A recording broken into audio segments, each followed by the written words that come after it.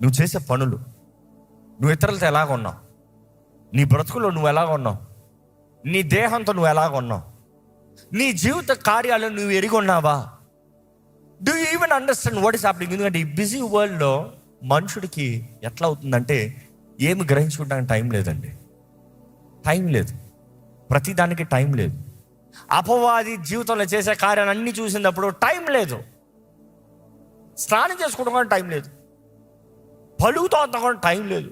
అలాంటి జనరేషన్లో ఉన్నామన్నా. టైం లేదు, టైం లేదు, టైం లేదు, టైం లేదు, టైం లేదు. ఏంటయ్యా ఎట్లున్నావు? టైం లేదు. ఈరోజు మిమ్మల్ని అడుగుతున్నా, నీ జీవితం ఏంటి నువ్వు పరీక్షించుకుంటానికి టైం లేదంటే నీ జీవితం నువ్వు వెళ్ళే దారే తప్పు. First stop. నువ్వు రాంగ్ రూట్లో వెళ్తున్నావు, స్టాప్. నీ ముందు కీడు ఉంది, స్టాప్. నీ ముందు మరణం ఉంది, స్టాప్.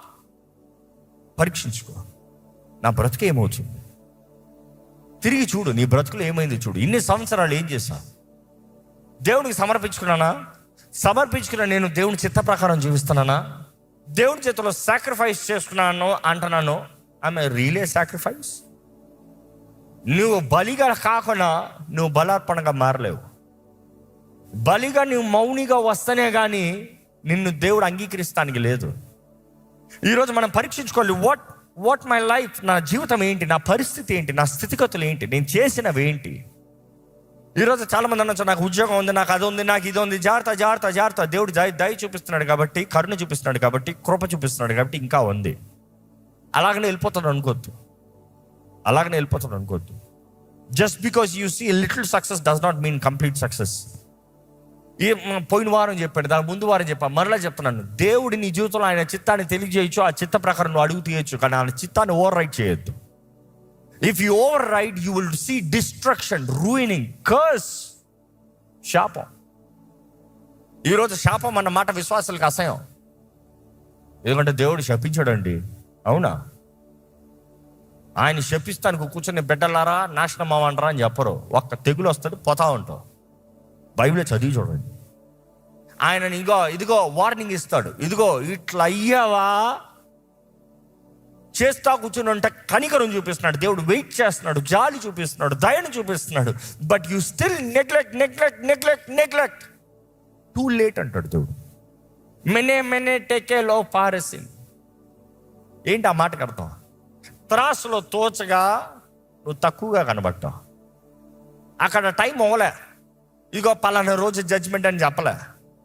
సడన్గా హస్తం కనబడుతుంది, అక్కడ రాతి మీద రాస్తుంది. రాసినప్పుడు చూస్తే ఆ మాటకి రాస్తూ ఉంటేనే, ఆ హస్తం రాస్తూ ఉంటే ఉనికిపోతున్నాడంట రాజు. కాలు కడకడకడ కొడు భయానికి రాజు కాలు కడకొడు కొట్టుకుంటాం, ఉనికిపోతాం. ఎప్పుడన్నా గ్రహించారా? అందులో గొప్ప రాజు.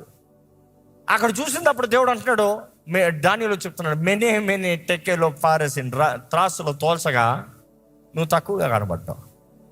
అనుకుని చూడండి, దేవుడు కానీ ఈరోజు మనల్ని త్రాసులో తోల్చాడు అనుకో, కనీసం అతనికి తక్కువగా కనబడ్డావు. అన్యుడైన రాజుకు రాస్తున్నాడు, తక్కువగా కనబడ్డావు. ఈరోజు మీకు కనీసం తక్కువనే ఉంటుందా?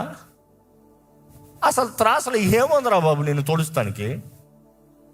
త్రాసు ఎప్పుడైనా చూసినావు అన్నారా? కాయగూరలు అమ్మేటప్పుడు కనీసం చిన్న చూస్తారుగా. ఒక సైడ్ కాయగూరలు వేయాలి, ఇంకో సైడు వెయిట్ వేయాలి. నీకు బ్యాలెన్స్ ఉండాలి. ఎన్ని గ్రాములు? 50 గ్రాముల. 50 గ్రాములు పట్టు, 50 గ్రాములకి నువ్వు ఎన్ని వేసినా కూడా అక్కడ 50 గ్రాములు ఉండాలి. దేవుడు అంటున్నాడు, లెక్క చూశాను నీ జీవితంలో నేను ఇచ్చిన అవకాశాలు, నేను చేసిన కార్యాలు, నీకు ఇచ్చిన అధికారము, బలము, కృప, తలాంతులు అన్నీ చూస్తున్నా, లెక్క చూస్తున్నా. చివరికి నువ్వు తక్కువగా కనబడుతున్నావు. అకౌంట్ సెటిల్ చేసుకుందాం పద. ఈ రాత్రే నీ దగ్గర నుండి నీ రాజ్యం తీసివేయబడుతుంది. ఆ రాత్రే సైరస్ వస్తున్నాడు, తీసుకుని వెళ్ళిపోతున్నాడు. సో వాక్యంలో చూస్తున్నాం వార్నింగ్స్. దేవుడు ఎంతసేపు దయ చూపించాలి, ఎంతసేపు జాలి చూపించాలి, ఎంతసేపు కృప చూపించాలి. ఏమాత్రం తగ్గింపు, విరిగిన హృదయం లేకపోతే గర్విష్ఠులు దేవుడు అకౌంట్ చూసి ముగించేస్తాడు. అంత చెత్త పో బయటికి. ఈరోజు మనం పరీక్షించుకోవాలంటే దేవుని వాక్యం చూసినప్పుడు ఆయన